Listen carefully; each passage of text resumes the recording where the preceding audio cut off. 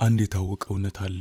በጣም የሚጮህ ውሻ አይናከስም። በሰዎች ግንኙነት ውስጥም ተመሳሳይ ነው። ብዙ የሚናገር ሰው አእምሮው ክፍት መጽሐፍ ነው።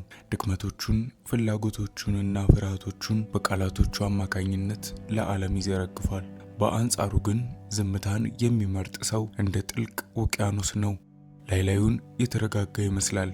በውስጡ ግን ምን አይነት ኃይልና ምስጢር እንደያዘ ማንም ሊያውቅ አይችልም። ዛሬ በሰዎች አእምሮ ውስጥ ፍርሃትን፣ አድናቆትና የበላይነትን ለመፍጠር የምንጠቀምባቸውን የዝምታን ዳርክ ሳይኮሎጂ ጥበቦችን በዝርዝር እንመለከታለን። የመጀመሪያው ስትራቴጂክ ፖዝ ወይንም ስልታዊ ማቆም። ብዙዎቻችን አንድ ሰው ጥያቄ ሲያቀርብልን ወዲያውኑ መልስ ለመስጠት እንቸኩላለን።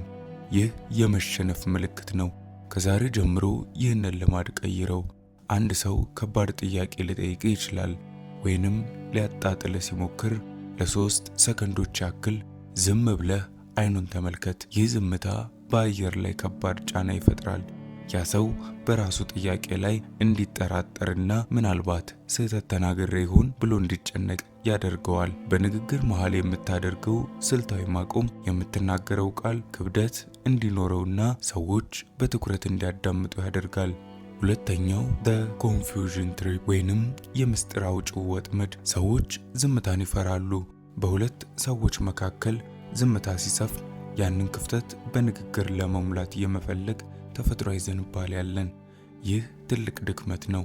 አንድ ሰው ምስጢሩን እንዲነግርህ ወይንም መረጃ እንዲሰጥህ ከፈለግ ጥያቄህን ጠይቅና ምላሹን ካገኘ በኋላም ዝምታህን አትስበር። ዝም ብለህ አትኩረህ ተመልከተው። ያ ሰው ያንን አስጨናቂ ዝምታ ለመስበር ሲል መናገር ካለበት በላይ መናገር ይጀምራል። ሳያስበው ሚስጥሮቹን፣ እቅዶቹንና ድክመቶቹን ይዘረግፍልሃል። ዝምታ ከማንኛውም ምርመራ በላይ ኃይለኛ መሳሪያ ነው። ሶስተኛው ንቀትን በዝምታ የመግለጽ ጥበብ ነው። ጠላቶችህ አንተን ለማበሳጨትና ስሜታዊ እንድትሆን ለማድረግ ስድብና ትንኮሳን ይጠቀማሉ። ስትመልስላቸው ለነሱ ዕውቅና ሰጣቸው ማለት ነው። ካልመለስክላቸው ግን አጠፋቸው። ዝምታ ለኔ መልስ የምሰጠው ዋጋ የለኝም የሚል እጅግ አሳማሚ ንቀት ነው። ሰዎች ሲጮሁብህ ወይንም ሊያናድዱ ሲሞክሩ በረጋ መንፈስና በዝምታ ተመልከታቸው። ያኔ ቁጣቸው ወደ ግራ መጋባታቸው ደግሞ ወደ ፍርሃት ይለወጣል። ምንም ሳትናገር ጦርነቱን ታሸንፈዋለህ። አራተኛው የማይገመተው ማንነት the power of unpredictability። ሰዎች ሊገምቱት የሚችሉትን ሰው በቀላሉ ይቆጣጠሩታል። ምን እንደምትወድ፣ ምን እንደሚያስቆጣ፣ ቀጥሎ ምን እንደምትናገር ካወቁ አንተ በእነሱ እጅ ያለ አሻንጉሊት ነህ። ዝምታ ግን ይህን ስልጣን ከእነሱ እጅ ነጥቆ ለአንተ ይሰጥሃል። ጥቂት የምታወራ ከሆነ ሰዎች ስለ አንተ ለማወቅ ይጓጓሉ።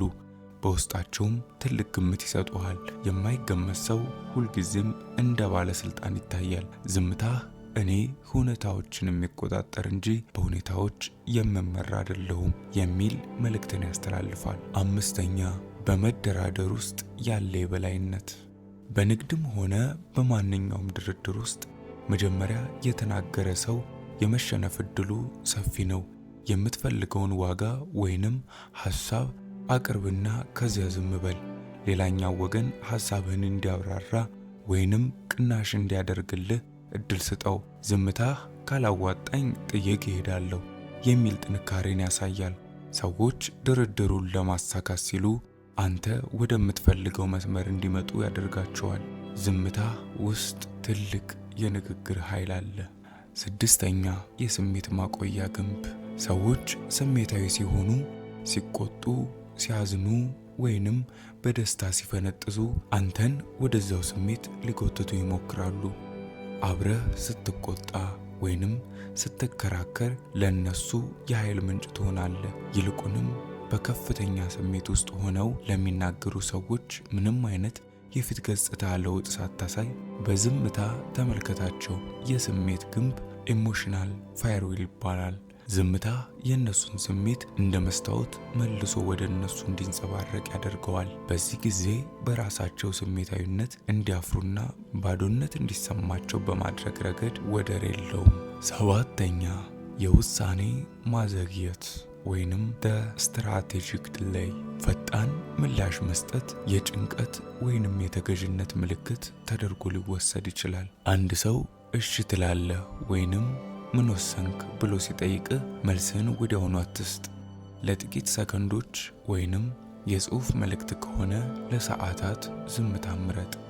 ይህ ዝምታ በሌላኛው ወገን ውሳኔው በራሴው እጅ ነው የሚል መልእክትን ያስተላልፋል። ዝምታ የሌላኛው ሰው አንተን ለማሳመን ተጨማሪ ጥቅሞችን ወይንም ማባበያዎችን እንዲያቀርብልህ የሚገፋፋ የስነ ልቦና ማጥመጃ ነው። 8ኛ የእውቅና ረሃብ መፍጠሪያ።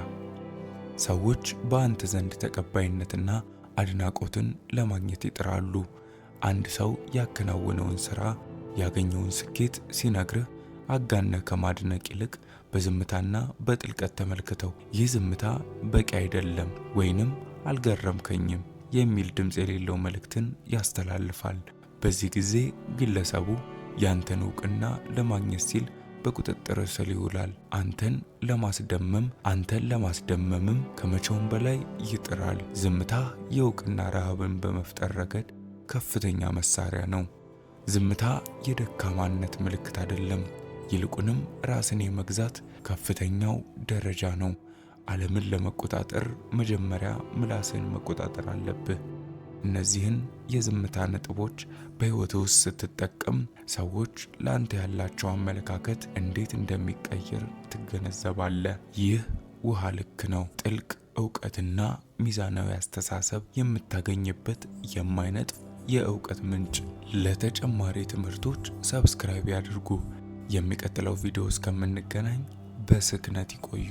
መልካም ቀን።